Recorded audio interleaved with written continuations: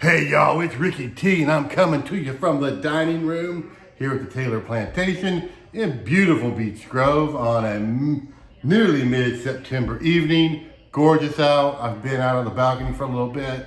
After this, I'm going there again to hang out. But tonight I got another review for you in the Beer Journey series. Tonight we are doing Sierra Nevada Pale Ale. All right, y'all, as I pour this, I will talk.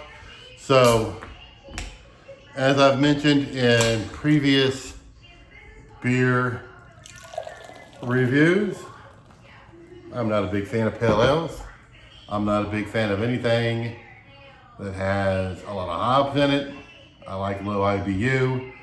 I did that Pilsner Urquell. It was very close to the same IBU. The International Bitter Units, I think it's what IBU stands for, as this one. So we'll see. Again, the last time I've had a drink of Sierra Nevada, it was the 1990s, baby. It was before I got into whiskey and all the spirits. I was just strictly a beer drinker. I don't really remember it a lot. What I do think I remember is it wasn't all that bad. For me, being somebody who doesn't like hops, a lot of these craft beers that are like pale ales, etc., they're just over the top on the bitterness. It seems like it's a contest to see who can make the most bitter beer, but they taste terrible to me. A lot of people like them. I don't get it. I don't understand it, but a lot of people do like it. So, not the most perfectest pour in the world here. I got a lot of head, which I will show you. Yeah, look at that. So, anyway, let's get going. I will give you what I'm getting on the aroma. Then I'll take a few little sips and then maybe a bigger drink, see what we're getting as far as flavor notes, and then what I think about it. You know, do I like it? Will I drink it again? That kind of thing. So, now, also, being somebody who's more of a whiskey guy, when I do my whiskey stuff and I'm doing the aroma, I can usually pick out 2, 3, 4 like notes just on smelling it. Not so much with beer. I normally don't get a lot on the nose with beer. That's just me. Let's try it and see what we got.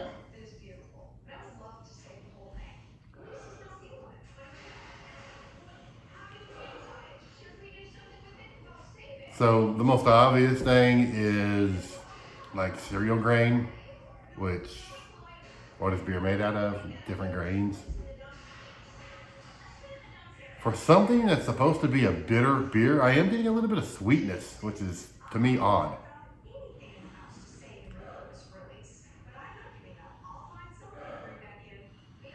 And definitely a lot of citrus, which actually, I will tell you, I should be smelling citrus because Sierra Nevada was the first beer, or the beer that really blew open the market for beers using what's called the Cascade hop. Cascade hops, which has a very grapefruity flavor. So I should be getting some citrus, and I am. So it makes sense. All right, y'all, let's give her a taste and see what we got.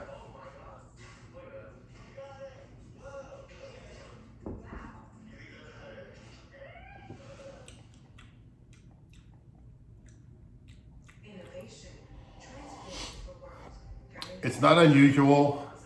Oh, wow. There it is. Yeah, what I'm trying to say is it's not unusual when you're drinking a kind of fairly bitter beer for at the beginning, the first drink or two, to not get a lot of bitterness. But it seems like the more sips, the more gulps you take, whatever, the more the bitterness builds because you're taking a drink, then another drink, then another drink, and you get the lingering bitterness and it builds. On the front end of this, I did not get any bitterness whatsoever. But then as I put the glass down and started talking to y'all, it hit on the back of the palate. Not crazy hops like the Pilsner Urquell, but again, it's just been the first sip. So let's do another sip or two and see what we got here.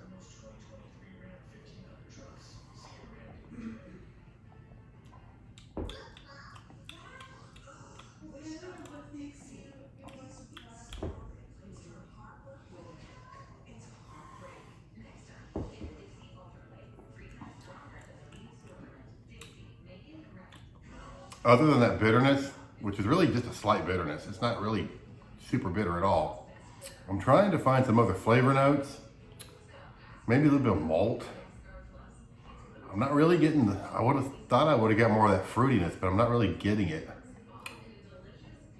Again, what I'm wondering, anytime I drink a hoppy beer that's bitter, I'm just wondering if there are other flavor notes, but the fact that the bitterness is so dominant that it's hiding the flavor notes.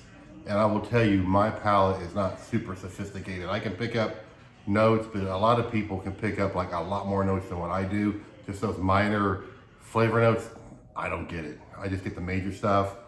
So let's try again. I'm actually drinking through this more than I thought I was.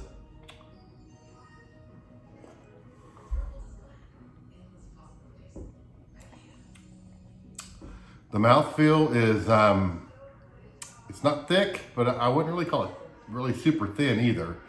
It's, if 1 was super thin and 10 was super thick or super creamy, it'd be like a 4. Just almost slightly thin, I would say. Kind of, I was not expecting that actually.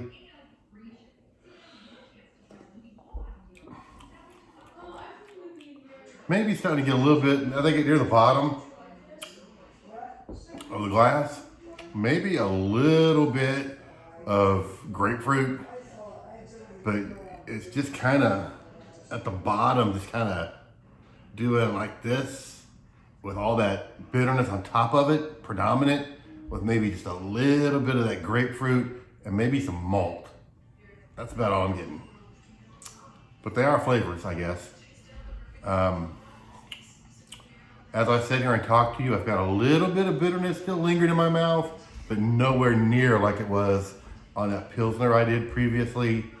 So I guess to wrap it up, for a person who hates hoppy, bitter beers, this actually wasn't bad. It wasn't bad at all. I wouldn't specifically choose to buy it for myself because it's not the style that I like. We're starting to get into the German beers. The next few beers are going to be, that I'm going to be reviewing are going to be German beers. That's my thing right there, baby. I like it.